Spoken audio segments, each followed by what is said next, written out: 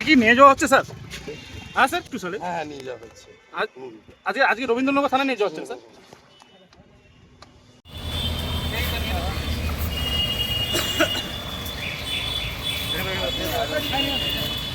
ফের এখান থেকে কলকাতা বাচ্চাটাকে আজকে নিয়ে গেল রবীন্দ্রনাথ থানায়।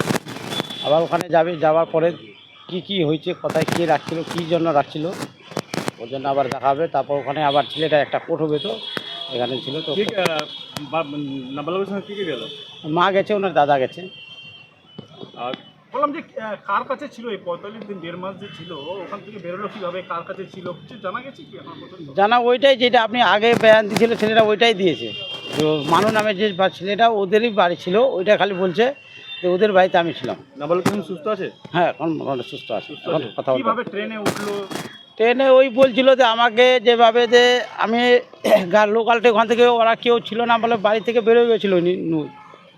বাড়ি থেকে বেরোয় অন্যদিকে আবার বেরিয়ে চলে গেছিলো ছেলেটা। ওইখান থেকে আবার ঘুরিয়ে ছেলেরা শিয়ালদা আসছে, শিয়ালদা থেকে গাড়িতে বসে আমাদের কৃষকগঞ্জ এসছে। তারপর বাড়ি পৌঁছে আছে, বাড়ি ওখান থেকে কৃষকগঞ্জ থেকে আমাদের হেঁটে বাড়ি আসছে। তো আজকে কি নিয়ে গেল? আজকে নিয়ে গেল রবীন্দ্রনাথ থানায়। কি আশা করলো পুলিশের কাছ থেকে? আশা কি করা যায়, আমি তো মোটামুটি পুলিশের আপনাদের তো 41 দিন হয়ে গেলো, ছেলে তো আমাদের নিজে আসছে। আর আস্থা আর কি কিছু আজ কী করে আস্থা করবো তো।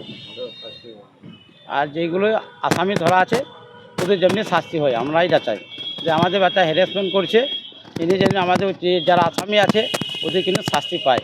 আমরা অনুরোধ এটাই। আমি যাবো তো সব বিকালবেলায়, আমার গাড়িতে ট্রেনে যাবো। আর ছেলে, আমার নাম লাল মোহাম্মদ।